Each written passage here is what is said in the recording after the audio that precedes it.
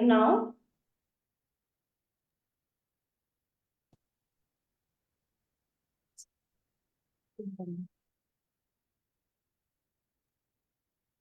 Okay, Gitakshi, you can start. नमस्कार, मेरा नाम गीताक्षी राजवंश है। मैं एसडी पब्लिक स्कूल पीतमपुरा की छात्रा हूँ, दिल्ली से। और मैं आज आप सभी के सामने yoga for healthy living topic पर कुछ डिस्कशंस और कुछ अभ्यास क्रियाएं करवाऊंगी। पहले हम अपनी बॉडी के अंदर पंच कोश के बारे में जानेंगे। सीबीएसई की एनईपी यानी नेशनल एजुकेशन पॉलिसी में हमारी बॉडी के पंचकोश के बारे में काफी इंपॉर्टेंस बताई है। तो पंचकोश हमारी बॉडी के अंदर 5 लेयर्स होती हैं, जिसमें सबसे पहला कोश होता है अन्नमय कोश, दूसरा कोश होता है प्राणमय कोश, तीसरा होता है मनोमय कोश, चौथा विज्ञानमय कोश और पांचवा कोश होता है आनंदमय कोश। जो भी मनुष्य इन कोशों को समझता है और अपने जीवन में संतुलित करता है, उसका जीवन कल्याणकारी हो जाता है। तो सबसे पहले कोश यानी हम अन्नमय कोश से शुरू करते हैं। अन्नमय कोश हमारे शरीर के बाहरी या जिसको हम कह सकते हैं फिजिकल या ग्रॉस बॉडी, उसमें प्रेजेंट है। इसके अंदर हमारी फ्लैश यानी खाल, हमारी हड्डियां यानी बोन्स, हमारे हेयर, हमारे टीथ, सारी चीजें आती है।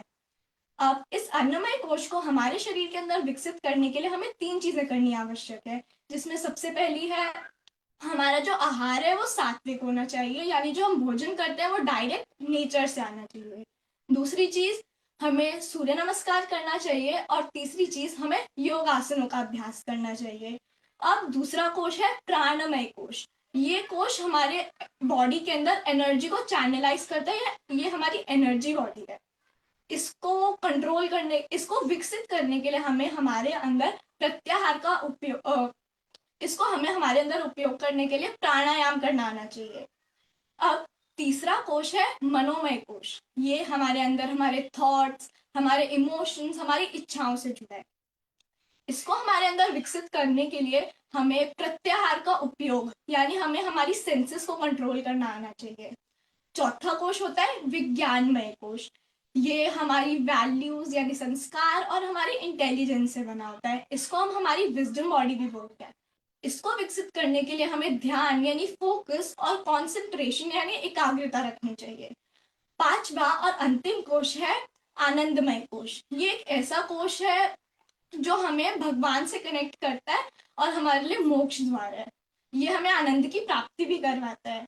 हम लोगों को आनंदमय कोश को विकसित करने के लिए वो चारों चीजें जो हमने ऊपर वाले कोशों में डिस्कस करी, चाहे वो आहार हो, वो सूर्य नमस्कार हो, योग आसन हो, वो सारी चीजें करनी चाहिए।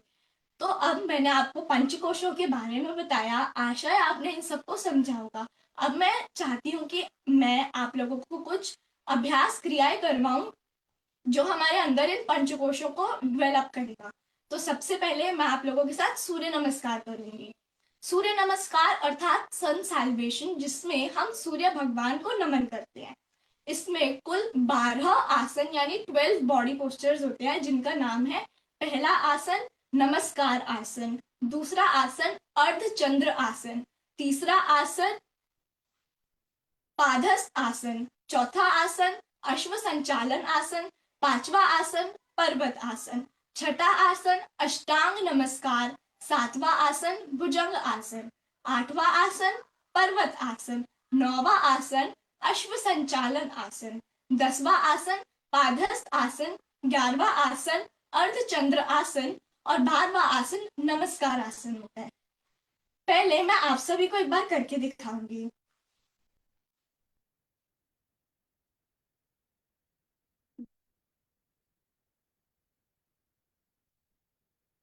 नमस्कार आसन, अर्धचंद्र आसन,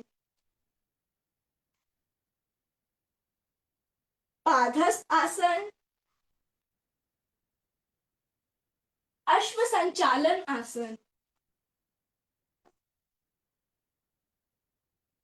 पर्वत आसन, अष्टांग नमस्कार,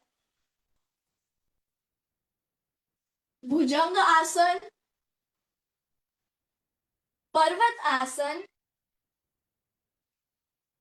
अश्व संचालन आसन, पादहस्त आसन, अर्धचंद्र आसन, नमस्कार आसन। आशा है आप सभी ने सूर्य नमस्कार को देखा होगा। अब मैं चाहती हूँ कि आप सभी भी एक बार मेरे साथ सूर्य नमस्कार दोहराएं। तो आप सभी अपनी जगह से खड़े हो जाएं। अब मेरे साथ पहला आसन नमस्कार आसन शुरू करें। 1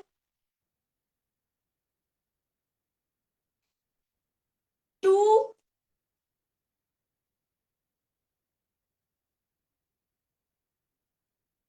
3 4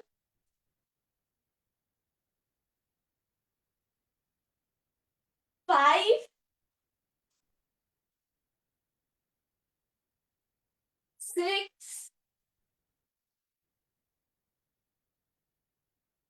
7 8 9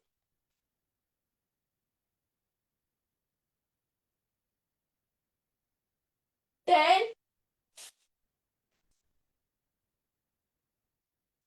11 12।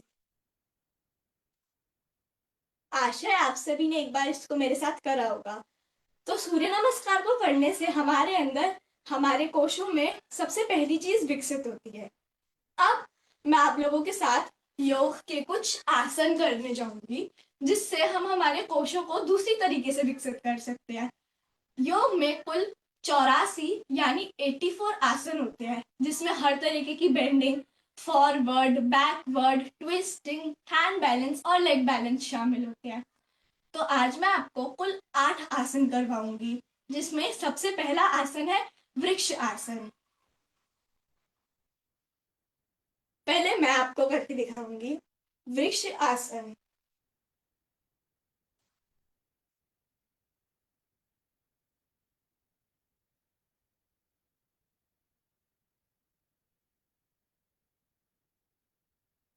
अब मैं चाहती हूँ कि आप सभी भी एक बार मेरे साथ वृक्ष आसन शुरू करें।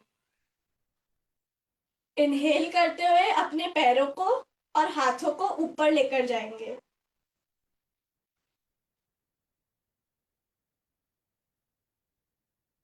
रिलैक्स।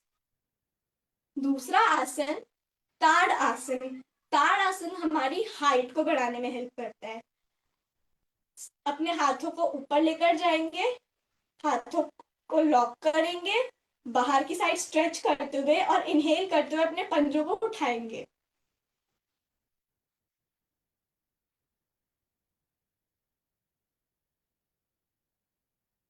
एक बार और आप लोग मेरे साथ शुरू करिए।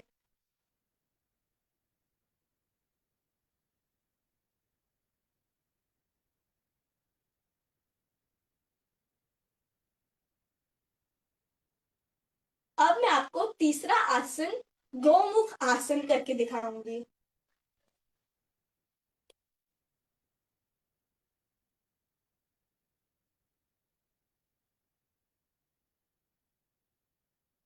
गौमुख आसन में हमारे एक घुटना नीचे वाले घुटने के ऊपर होगा, दोनों हाथ ऊपर, एक हाथ पीछे, ऊपर वाला हाथ पीछे वाले हाथ को ग्रिप करेगा और हमें अपनी कमर को स्ट्रेट रखना है।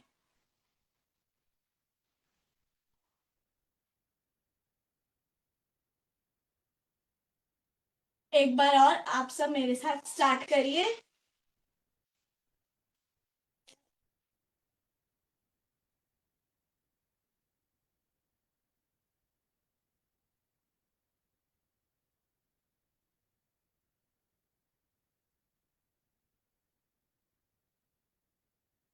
अब हम चौथा आसन पश्चिमोत्तान आसन करेंगे। उसके लिए हमें हमारे हाथों को और कमर को सीधा करना है। इनहेल करते हुए आगे की तरफ जाकर अपने अंगूठों को अपनी उंगलियों से पकड़ना है और अपने नाभि को अपने घुटनों पर लगाकर।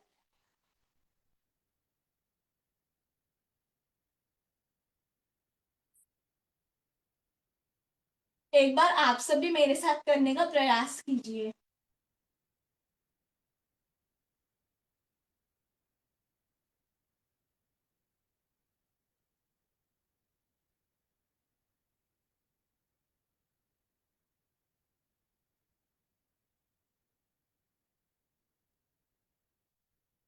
अब हम चौथा आसन सेतु बंद आसन करेंगे। उसके लिए अपने स्थान पर लेटना है। अपने दोनों घुटनों को मोड़कर रखना है। अपने हाथों से अपनी एड़ियों को पकड़ना है और इनहेल करते हुए ऊपर उठना है।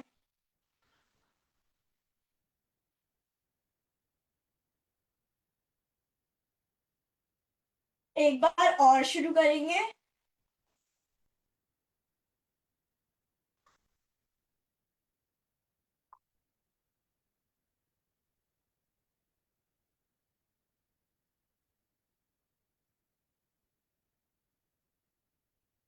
हम अपना छठा आसन पवन मुक्त आसन करेंगे। पवन मुक्त आसन करने के लिए हमें सबसे पहले अपनी पीठ के बल लेटना है। अपने घुटनों को मोड़कर अपनी छाती के पास लाएंगे। अपने दोनों हाथों से उनको पकड़कर अपनी बॉडी पर प्रेशर डालेंगे और अपने मुख को उठाकर अपनी नाक को अपने दोनों घुटनों के बीच के गैप पे लगाएंगे।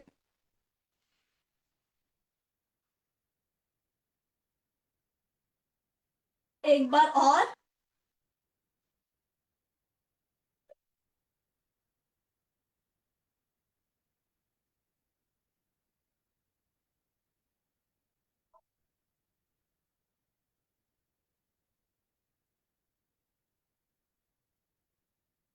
अब हम अपना सातवां आसन जो कि बैक पर बेंडिंग का है, धनुरासन करेंगे। धनुरासन को करने के लिए हमें सबसे पहले अपने पेट के बल लेटना है। अपने पैरों को मोड़ना है। दोनों हाथों से पैरों को पकड़ना है और इनहेल करते हुए अपनी बॉडी को ऊपर उठाना है। एक बार और। अपने दोनों हाथों से अपने पैरों को पकड़ना है। इनहेल करते हुए अपनी बॉडी को ऊपर उठाकर होल्ड करेंगे।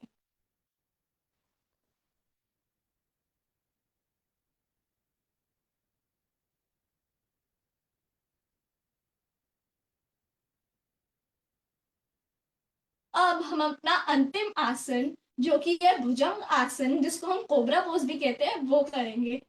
उसके लिए हमें पुनः अपने पेट के बल लेटना है।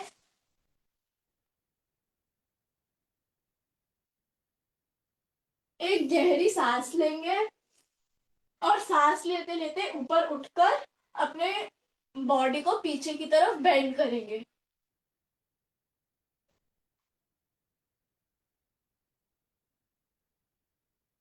एक बार और।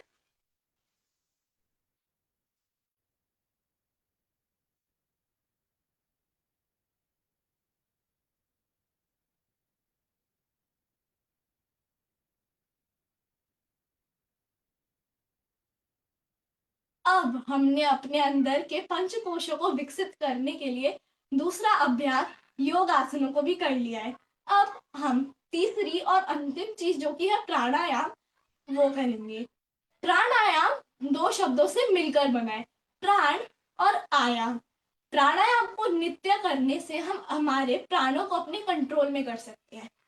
आज मैं आपको अनुलोम विलोम प्राणायाम, जिसको हम नाड़ी शोधन प्राणायाम कहते हैं, उसके लिए जिस भी स्थान पर आप बैठे हैं, या तो आप वज्र आसन में बैठ सकते हैं, या तो आप आलती पालती मारकर बैठ सकते हैं, या फिर पद्म आसन में। आप शायद कुर्सी पर भी बैठे हो, पर आप जहां पर भी बैठे हो आपको अपनी कमर सीधी रखनी है, ये सबसे मेन चीज है। उसके बाद आपको अपने एक हाथ को ध्यान मुद्रा में रखना है।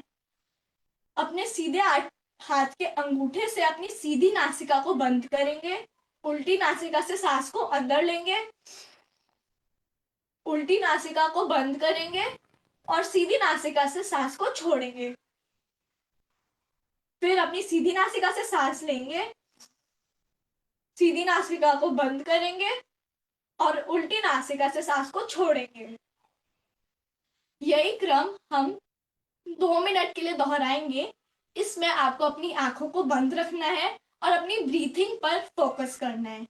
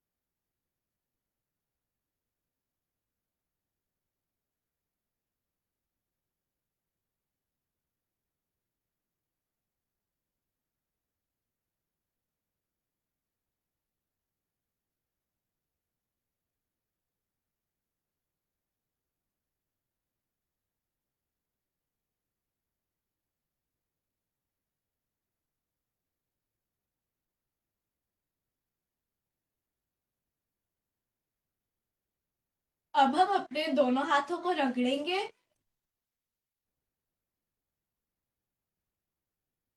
अपनी आंखों पर लगाएंगे और धीरे धीरे आंखों को खोलेंगे।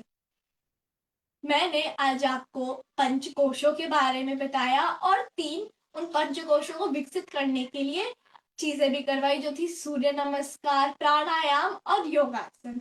अगर आप लोग इसको नित्य करोगे तो निश्चित आप भी अपने पंचकोशों को बहुत निपुणता से विकसित कर सकते हो। अंत में मैं अपनी वाणी को विराम देते हुए यही कहूंगी कि योग करना हमारे सेहत के लिए बहुत अच्छा होता है। और मैं एवरेस्ट स्पोर्ट्स एकेडमी को भी थैंक यू करती हूँ मेरे को इस अपॉर्चुनिटी को देने के लिए। Thank you.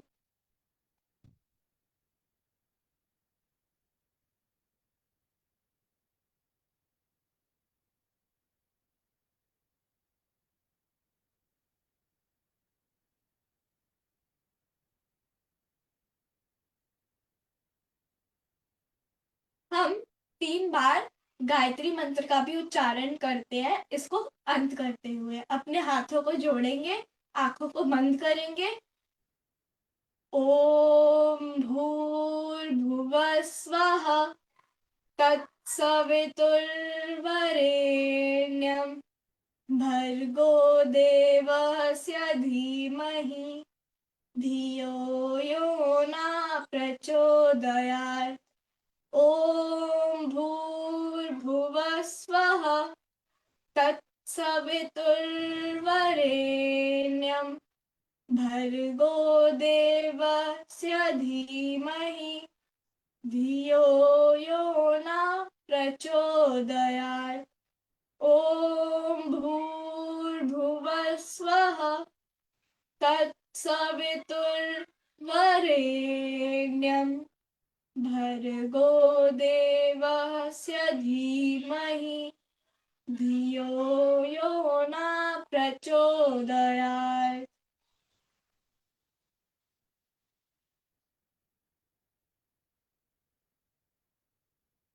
धन्यवाद।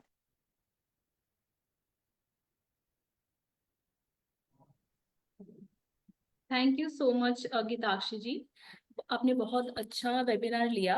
और अब मैं अपने व्यूअर्स से कहना चाहूंगी कि अगर उनको कोई भी सवाल, कोई भी क्वेश्चन या उनकी कोई भी क्वेरी है गीताक्षी जी से, तो वो हमारे फेसबुक के कमेंट बॉक्स पे प्लीज शेयर करें और गीताक्षी जी उन्हें जरूर आंसर करेंगी। Thank you so much Geetakshi and good evening.